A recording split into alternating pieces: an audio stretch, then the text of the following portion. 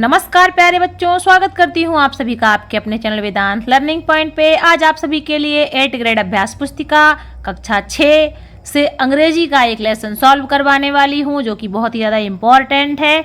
ये जो नया सिलेबस इस बार आया है आपका, उसके अकॉर्डिंग है। आपके 12 लेसन हैं, 12 के 12 लेसन यहाँ पर आपको सॉल्व करवाए जा रहे हैं। यदि आप चैनल पर नए हो तो सबसे पहले वीडियो पाने के लिए चैनल को सब्सक्राइब कर लीजिए।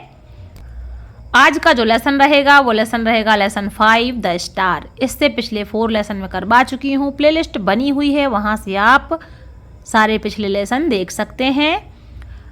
लेसन पढ़ करके ज़रूर बताइएगा कि यहाँ पर आपको जो समझाया जाता है वो समझ में आता है या नहीं आता, आपको पढ़ के कैसा लगता है। मैं आशा करती हूँ कि आप सभी बहुत ही अच्छे होंगे और अपनी पढ़ाई अच्छे से कर रहे होंगे। आप अभी से अगर अपनी आदत पढ़ने की डाल लेंगे तो आगे ज़िंदगी में हमेशा आप सफल होंगे। तो इसे सॉल्व करने के लिए आपके पास जो इंग्लिश रीडर की बुक आपको मिली है उससे lesson number 5 the star read out कर लीजिएगा। उसके बाद इसको आप सॉल्व करिएगा। तो आइए शुरू करते हैं। जो पहला क्वेश्चन रहेगा इसका वो रहेगा the star science like in the sky. आकाश में जो तारे चमकते हैं कैसे चमकते हैं? अ डायमंड, एक हीरे की तरह चमकते हैं। तो यहाँ पर ऑप्शन नंबर सी रहेगा और यहाँ पर आपको अ डायमंड मेंशन कर देना है। नेक्स्ट क्वेश्चन है who thanks the star in the dark. अंधेरे में कौन तारों को धन्यवाद देता है? तो ट्रेवलर, यहाँ पर यात्री आ जाएगा। ऑप्शन नंबर ए सही रहेगा, यहाँ पर इसको मेंशन कर देना है। इसके बाद जो रहेंगे क्वेश्चन आपके वेरी शॉर्ट आंसर हैं। इनके जो उत्तर हैं आपको 1 या 2 शब्दों में देने हैं। तो where do the star twinkle, तारे कहाँ पर चमकते हैं? तो आप सभी जानते हैं आसमान में चमकते हैं, इन द स्काई इसका आंसर हो जाएगा। अगला जो क्वेश्चन रहेगा how is the spark mentioned in the poem. तो कविता में कैसी चिंगारी को मेंशन किया है? स्पार्क का मतलब होता है चिंगारी, तो यहाँ पर टाइनी लिखा हुआ है, यानी कि छोटी छोटी चिंगारियों के रूप में कहा है कि तारे ऐसे दिखते हैं जैसे कि छोटी छोटी चिंगारियाँ चमक रही हों। चिंगारियाँ, कभी आग जलती है तो आपने देखा होगा कि चिंगारियाँ ऊपर की तरफ उठ के जाती हैं, छोटी छोटी बिंदी सी दिखती हैं। तो यहाँ पर जो है तारों को बताया है कि टिनी स्पार्क्स हैं, छोटी छोटी चिंगारियाँ आकाश में दिखती हैं। इसके बाद है right the rhyming words of. तो राइमिंग वर्ड का मतलब होता है कि जैसा आपका एक शब्द है वैसा ही तुक वाला दूसरा शब्द हो। जैसे लाइट, लाइट का राइमिंग वर्ड रहेगा नाइट। जैसे लाइट, नाइट, फाइट, हाइट, ये सारे क्या है? लाइट के राइमिंग वर्ड हैं। इसके बाद जो फिंगर है ये लेसन में कहीं मेंशन नहीं है, तो इसका जो किया हुआ है वो सिंगर बनाया है। जैसे फिंगर, सिंगर, जिंजर, इस तरीके से ये लास्ट की जो साउंड है वो सेम आ रही है, तो उसको राइमिंग वर्ड में ले लिया जाएगा। तो यहाँ पर आप सिंगर मेंशन कर दीजिएगा, यहाँ पर लाइट का नाइट हो जाएगा। इसके बाद जो 6 क्वेश्चन रहेगा pick and write the odd one out. ये 4 ऑप्शन है, इनमें से ऑड छांटना है। ऑड का मतलब होता है सबसे अलग। देखिए सन, रिवर, स्टार, स्काई। सन यानी सूरज, स्टार यानी तारे, स्काई यानी आकाश, रिवर यानी नदी। तो सूर्य और तारे और आकाश, आकाश में तारे चमकते हैं और सूर्य भी रहता है, नदी का कोई जोड़ नहीं है। तो रिवर जो है पृथ्वी पर नीचे बहती है, तो ऑड क्या हो जाएगा? सबसे अलग आपकी रिवर हो जाएगी। तो यहाँ पर आपको रिवर मेंशन कर देना है। इसके बाद जो आंसर है वो शॉर्ट आंसर है। इनके जो आंसर आपको देने हैं 1 या 2 वाक्य में देने हैं। तो इसमें क्वेश्चन पूछ रहा है there is something which shows the light when the blazing sun goes away, what is it. कुछ है ऐसा जो प्रकाश देता है जब धधकता हुआ सूर्य चला जाता है, वह क्या है? इट इज लिटिल स्टार, यह छोटा तारा है। ब्लेजिंग का मतलब होता है धधकता हुआ, जलता हुआ। सन का मतलब आप जानते हैं सूरज होता है। तो इस तरीके से इसका आंसर आपको लिख देना है। जो नेक्स्ट क्वेश्चन है आपका वो है who could not see which way to go. किस रास्ते पर जाना है कौन नहीं देख सकता? तो the traveller could not see which way to go. एक यात्री नहीं देख पाता कि किस रास्ते पर जाना है। Next question is what do the stars do all the night? सारी रात तारे क्या करते हैं? तो the stars show their little light all the night. तारे अपने थोड़े से प्रकाश को सारी रात दर्शाते रहते हैं या बिखेरते रहते हैं। सारी रात जो है प्रकाश होता रहता है, उजाला होता रहता है।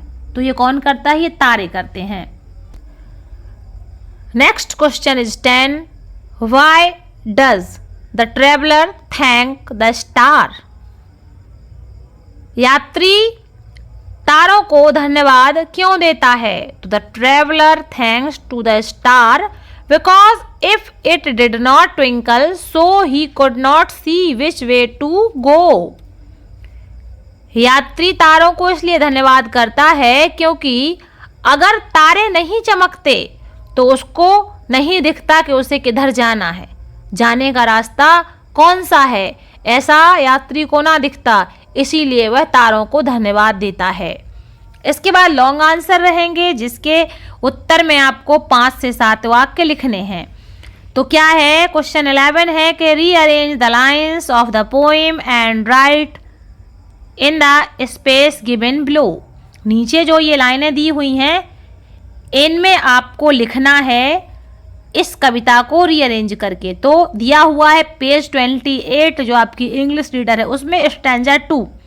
चाहे तो आप स्टैंजा 2 खोल करके बुक को स्टैंजा 2 यहाँ पर लिख दीजिएगा। तो कैसे लिखना है कि पहला जो लाइन में है तो पहली लाइन रहेगी when the blazing sun is gone. When जब, द ब्लेजिंग धधकता हुआ, सन सूरज, इज गॉन चला जाता है। दूसरी लाइन रहेगी when he nothing shines upon, जब ऊपर आसमान में चमकने के लिए कुछ भी नहीं रहता है। Then you show your little light, तब आप अपना थोड़ा थोड़ा प्रकाश बिखेरते हो। Twinkle twinkle all the night, टिमटिमाते रहते हो आप सारी रात। इस तरीके से आपको यहाँ पर मेंशन कर देना है। आई होप आपको अच्छे से समझ में आ रहा होगा। एक बार और रीड आउट कर लेते हैं। When the blazing sun is gone, जब धधकता हुआ सूरज चला जाता है। When he nothing shines upon, जब आसमान में चमकने के लिए कुछ नहीं रहता। Then you show your little light, तब तुम अपने थोड़े से प्रकाश को दिखाते हो। Twinkle twinkle all the night, सारी रात आप टिमटिमाते रहते हो। ऐसा किसके लिए कहा गया है? तारों के लिए कहा गया है। इसके बाद इसका लास्ट क्वेश्चन है question 12. Choose the natural objects and man made objects from the box and right in the space given below. नीचे दी हुई जगह में आपको लिखना है क्या?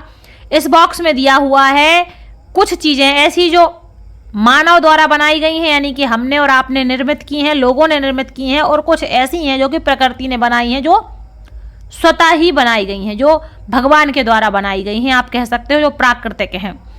तो बिल्डिंग आप जानते हो कि बिल्डिंग यानी कि इमारत कोई बना सकता है, घर मकान कोई बना सकता है. तो ये जो बिल्डिंग है ये मैन मेड ऑब्जेक्ट में आ जाएगी, यानी कि मानव के द्वारा बनाई गई वस्तु में आ जाएगी.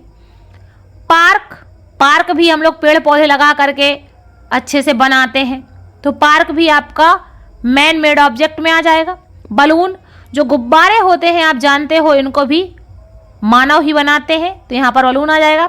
जो बॉटल है जिससे आप पानी पीते हो, ये बॉटल, इसको भी मशीनों द्वारा बनाया जाता है, तो इंसान यानी कि मानव ही बनाते हैं. और ये क्लॉथ है, कपड़े आप जानते हो, इनको भी दर्जी ही बनाता है, वो भी एक आदमी या एक मानव होता है. इसके बाद स्काई आकाश, रिवर यानी नदियाँ, सन यानी सूरज, मून यानी चांद, स्टार यानी तारे, ये सारी चीज़ें अपने आप ही बनी होती हैं, ये भगवान ने बनाई हुई हैं. तो जो भगवान ने बनाई हैं वो प्राकृतिक होती हैं, तो इनको नेचुरल ऑब्जेक्ट में रख देंगे. मून, स्काई, सन, स्टार, रिवर. और मैन मेड ऑब्जेक्ट में building, park, balloon, bottle, cloth, इस तरीके की चीज़ें, यानी कि इमारत, पार्क, बलून यानी गुब्बारे, बॉटल यानी बोतलें, और क्लॉथ यानी कपड़े, ये सारे मेन आ जाएंगे आपके मैन मेड ऑब्जेक्ट में. ठीक है ना.